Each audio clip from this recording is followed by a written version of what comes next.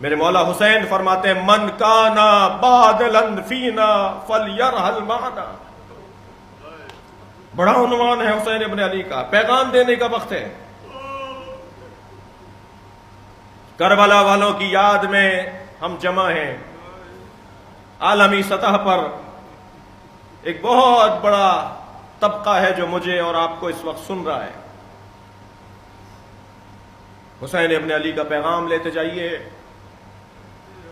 من کانا بادلن فینا، جو اپنی ذات سے ہاتھ اٹھانے کو تیار ہے، فلیرحل معنا، وہ میرے ساتھ چلے. مجھ حسین کے ساتھ وہ چلے گا جو اپنی ذات سے ہاتھ اٹھانے کو تیار ہے، جو اسیر نفس ہے، جو اسیر ذات ہے، جو اسیر آرزو ہے، جو اسیر خواہشات ہے، جو اپنی تمناؤں کا اسیر اور گرفتار ہے، وہ حسین کے ساتھ نہیں چل سکتا. اور ابھی ایک اور حسین کو آنا ہے، ابھی ایک اور حسین کو آنا ہے، بلکہ اسی حسین کو بھی آنا ہے. وہ جو حسین کربلا میں مارے گئے، اس حسین ابن علی کو بھی آنا ہے. لہذا امام رجعت کے ذریعے سے آئیں گے. امام مہدی کو شہید کیا جائے گا تو امام حسین اپنے بچے کو اپنے ہاتھوں سے غسل دیں گے.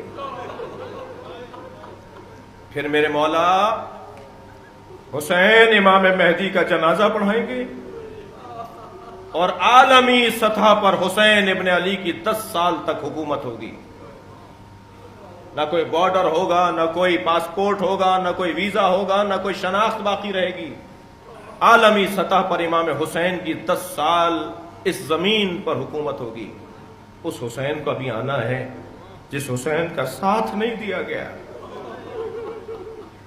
یہ میرا اور آپ کا گریا، یہ میرا بلند آواز سے رونا، یہ میری آنکھوں سے ٹپکتے ہوئے آنسو، یہ میرے کالے کپڑے، یہ میرا ماتم، یہ میری عزاداری، وہ حضرت مختار ثقفی کا بڑا تاریخی جملہ ہے. فرماتے ہیں حسین پر اتنا رو، اجرکم اللہ، اجرکم اللہ، آپ کی آوازیں بلند ہیں. فرماتے ہیں حسین ابن علی پر اتنا گریا کرو کہ یہ گریا غصے کی صورت میں تمہارے سینے میں جمع ہو جائے.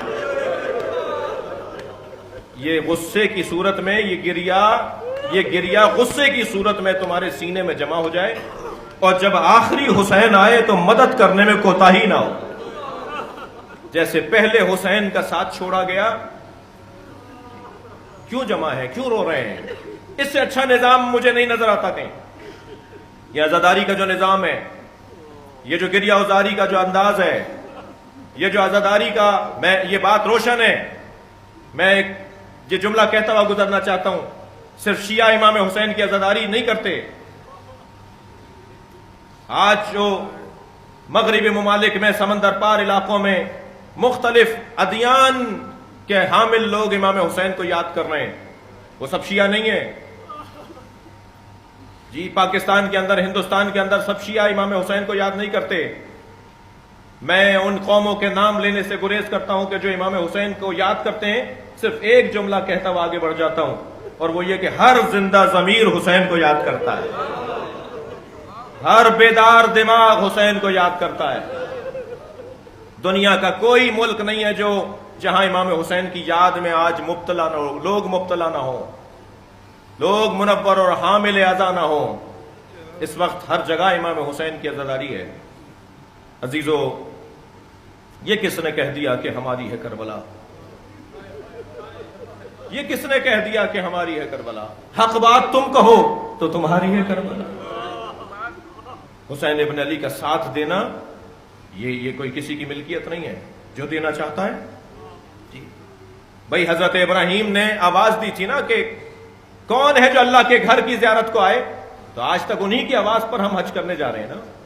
ایسے ہی کربلا میں حسین نے بھی آواز دی تھی، حل من ناصر ینصرنا، ہے کوئی مدد کرنے والا جو ہماری مدد کرے، ہم اہل بیت کی مدد کرے. یہ جو کربلا کے میدان میں سن 61 ہجری میں میرے مولا حسین نے آواز دی تھی، یہ عزاداری اس پر لبیک ہے. یہ ماتم، یہ عزاداری اس پر لبیک کہنا ہے۔ مولا آپ نے پکارا تھا، ہم سن 61 ہجری میں نہیں تھے، مگر ہم آج اس سن 61 ہجری کی یاد میں عزاخانوں میں جمع ہیں، اور مولا آپ کا جنازہ بے گور و کفن چھوڑ گئے تھے، لہذا ہم شبیہ تابوت اپنے کاندھوں پر اٹھائیں گے، اور پھر ہم اپنے اپنے شہروں میں اس تابوت کی شبیہ کو لے کر نکلیں گے، تاکہ یہ اعلان کر سکیں کہ اگر ہم ہوتے تو جنازہ بے گور و کفن نہ ہوتا۔ اجرکم اللہ، آپ آمادہ ہیں؟ اللہ آپ کو اجر و ثواب عطا فرمائے۔ چلیے اپنے ذہنوں کو لے چلیے اس سرزمین پر، اللہ آپ کے بدنوں کو بھی بار بار کربلا لے جائے۔ اور جب ہم مجلس اعظم امام حسین کے مصائب کو سنتے ہیں تو اتنی دیر کے لیے ہم کربلا چلے جاتے ہیں۔ اپنے تصورات کو ذرا کربلا لے چلیے، وہاں ایک جانب ایک جوان ایڑیاں رگڑ رہا ہے، عجیب منظر ہے۔ ایک جانب ایک باپ بیٹے کے سینے سے برچھی نکال رہا ہے، عجیب منظر ہے۔ ایک جانب ایک بھتیجا گھوڑے سے گرا ہے اور وہ بار بار آواز دے رہا ہے، چچا میری مدد کیجئے۔ اور روایت کہتی ہے کہ جب میرے مولا نے اپنے بھتیجے کی آواز سنی تو گھوڑے پر بیٹھ کر اتنی تیزی سے، اتنی تیز رفتاری سے گھوڑا دوڑا کہ دشمن یہ سمجھا کہ حسین نے حملہ کر دیا، اور حسین کے جلال سے خوف کھا کر یہاں کے گھوڑے وہاں دوڑے اور وہاں کے گھوڑے یہاں دوڑے، تو ایک آواز آتی رہی، چچا بچائیے، چچا مدد کیجئے۔ اور جب پہنچا ہے چچا بھتیجے کے بدن پر تو لاشا پامال ہو چکا تھا۔ اجر و کمل اللہ، اجر و کمل اللہ، لاشا پامال ہو چکا تھا۔ اہل دل بیٹھے ہوئے ہیں، بھتیجا بھی ہے اور یتیم بھی ہے، بڑے بھائی کا بچہ ہے، بیٹھ گئے اپنے بھتیجے کے لاشے کے قریب۔ حسین نے کیسے اس پامال لاشے کو اٹھایا، اس کا بیان بڑا مشکل ہے۔ چلیے ذرا کربلا چلیے، وہاں ایک ایسا منظر بھی ہے کہ دو بھانجوں کے لاشیں اٹھائے جا رہے ہیں۔ جب ایک بہن کے سامنے بچوں کے لاشیں ماموں لے کر آئے ہوں گے تو کیا گزری ہوگی اس قلب حزین کے اوپر، مگر سلام ہو اس شیر دل خاتون پر، سلام ہو اس علی کی بیٹی پر، سلام ہو اس فاطمہ کی پروردہ پر۔ کبھی اپنے بچوں پہ گریہ نہیں کیا، جب کبھی انہوں محمد کے سر نظر آتے تھے میری بیوی اپنا چہرہ موڑ لیتی تھی کہ کہیں محبت مادری جوش میں نہ آ جائے اور میری آنکھوں میں آنسو نہ آ جائیں، اور اگر زینب روئے گی تو ام لیلہ کو کون سہارا دے گا؟ اگر زینب کے آنکھوں میں آنسو رباب نے دیکھ لیے تو پھر رباب کا کیا حال ہوگا؟ وہ تو چھوٹے سے بچے کو کھو کر آئی ہے۔ کبھی اپنے بچوں پر اس بیوی نے گریہ نہیں کیا، مگر میں رونے والوں سے پوچھ سکتا ہوں، کیا اس سینے میں ماں کا کلیجہ نہیں تھا؟ کیا اس سینے میں ماں کا کلیجہ نہیں تھا؟ جب یہ بیوی مدینے پہنچی اور اپنے گھر میں داخل ہوئی تو دو خالی بستر بچھے دیکھے، دو خالی مسندیں بچھی ہوئی دیکھی، تو صحن خانہ میں بیٹھ کر ایسے روئی کہ جیسے زینب آج سے پہلے نہیں ہوئی۔ اس وقت حضرت عبداللہ نے کہا تھا، اے بی بی، فرمایا عبداللہ تمہارے بچوں نے وفاداری کا حق ادا کر دیا۔ یہ چھوٹے ضرور تھے مگر جوہر شجاعت جعفر طیار رکھتے تھے، یہ ننھے ننھے اور کم سن ضرور تھے مگر اپنے نانا حیدر کرار کا جوہر شجاعت رکھتے تھے۔ اور اے عبداللہ جب لاشیں آئے تھے تو اون میں دم تھا، وہ ہاتھ جوڑ جوڑ کے کہہ رہا تھا، بابا کو سلام کہیے گا۔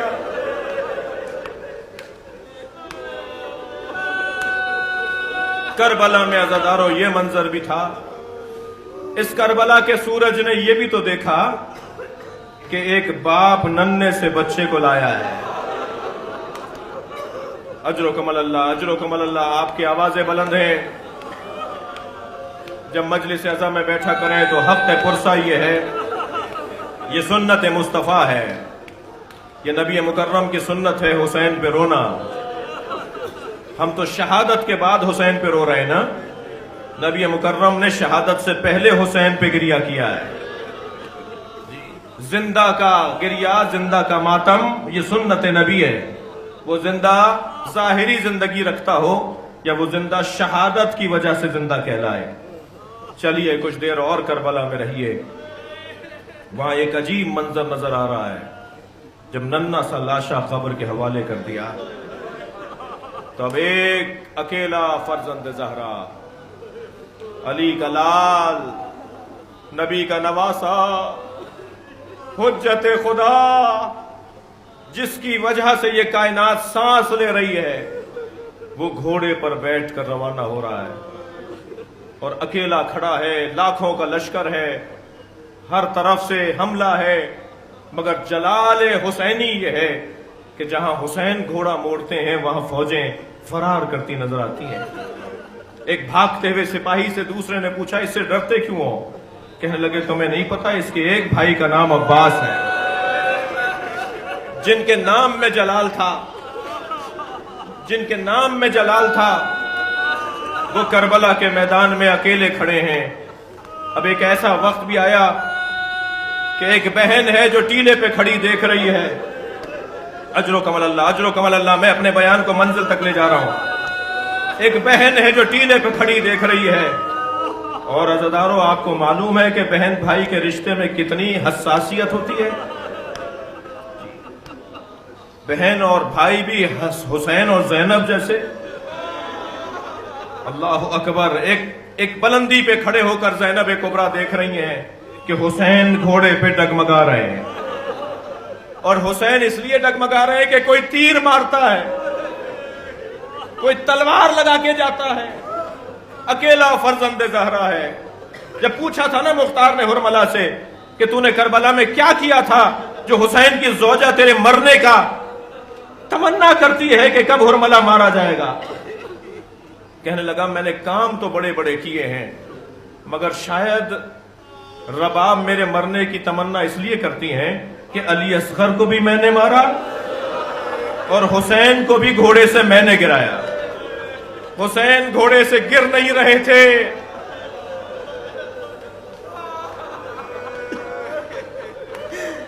مجھے حکم ہوا حسین کو گراؤ. میں نے وہ تیر جس میں 3 پھل تھے وہ حسین کے سینے پہ مارا. وہ تیر کمر سے باہر نکل رہا تھا. حسین گھوڑے پہ ڈگمگا رہے تھے. میں نے حرم حضرت معصومہ قم میں یہ مصائب جناب آیت اللہ مشکینی سے سنا. وہ فرما رہے تھے جب حسین گھوڑے پہ ڈگمگا رہے تھے نا تو گرتے گرتے اس جانب اشارہ کر کے کہتے تھے لا واللہ، لا واللہ، لا واللہ. ہاتھ سے اشارہ کرتے تھے مجھے نہیں چاہیے. وہ فرماتے ہیں کہ کون کیا دے رہا تھا جو حسین انکار کر رہے تھے؟ مقتل نے یہ نہیں لکھا کہ کون کیا دے رہا تھا، مقتل نے یہ لکھ دیا کہ حسین کچھ لینے سے انکار کر رہے تھے. وہ فرمانے لگے ذرا معرفت کی نگاہوں سے دیکھو. زہرا بڑھ کے کہتی تھی اے حسین میری گود میں آ جاؤ.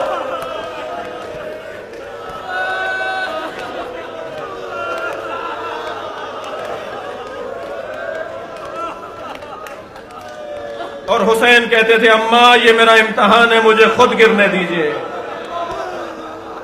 اب حسین زمین پر آ گئے. سیاہ آندھیاں چلنے لگیں. زمین کربلا کو زلزلہ آنے لگا. ایک پھوپھی نے بھتیجے کا بازو ہلایا. اے زین العابدین یہ سیاہ آندھی کیسی ہے؟ سہارا دے کر بھتیجے کو بٹھایا. فرمایا پھوپھی اماں خیمے کا پردہ ہٹائیے. اب جو خیمے کا پردہ ہٹا، نو کے نیزہ پہ حجت خدا کا سر، سنبھل کر بیٹھنے لگے، کہا السلام علیکہ یا ابا عبداللہ۔ حسین کربلا میں مارے گئے، خیمے لٹنے لگے، جب لوٹ لیا تو جلا ڈالا خیموں کو۔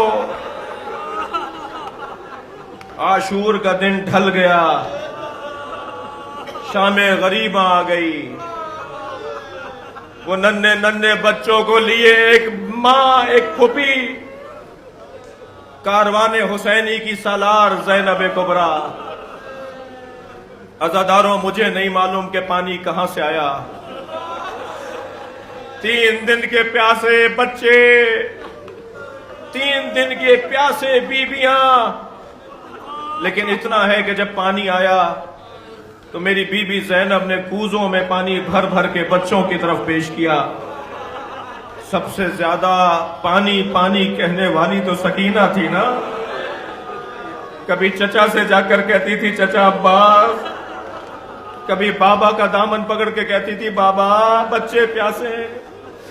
میری بی بی زینب نے کوزہ بھر کے جناب سکینہ کی طرف بڑھایا، سکینہ پانی پی لو۔ فرمایا پھوپھی اماں آپ پڑی ہیں، پہلے آپ پئیں۔ میری بی بی نے فرمایا سکینہ پہلے بچے پانی پیتے ہیں، پھر بڑوں کو پانی پلایا جاتا ہے۔ جب یہ سن لیا پھوپھی سے کوزہ لے لیا اور عزاداروں اندھیرے بیابان کی طرف جانے لگی۔ پڑھتے ہوئے قدم رکے، میری بی بی کی آواز پر سکینہ کہاں جا رہی ہو؟ کہا پھوپھی اماں بھی آپ نے فرمایا پہلے بچے پانی پیتے ہیں، میرا بھیا پانی پینے گیا تھا واپس نہیں آیا، میں علی اصغر کو پانی پلانے جاؤں۔ اجرکم اللہ، اجرکم اللہ۔ مجلس ہو گئی، عزاداروں گریہ ہو گیا۔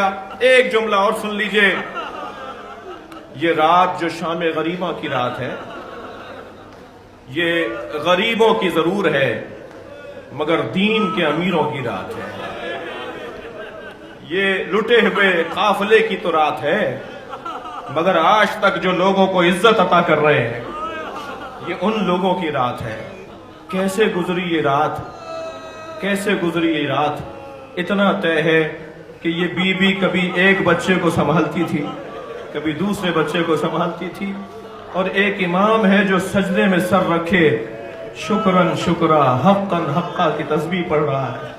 یہ رات ختم ہوگی تو عزاداروں 11 محرم آئے گی، اور پھر ایک نئی داستان ہے، اور پھر اسیریاں ہیں، پھر ہاتھوں میں ہتھ کڑیاں ہیں، پھر چادریں سروں سے اتاری جائیں گی، پھر کوفہ جائیں گے، پھر شام جائیں گے، اور رستوں میں بچوں کو دفناتے جائیں گے۔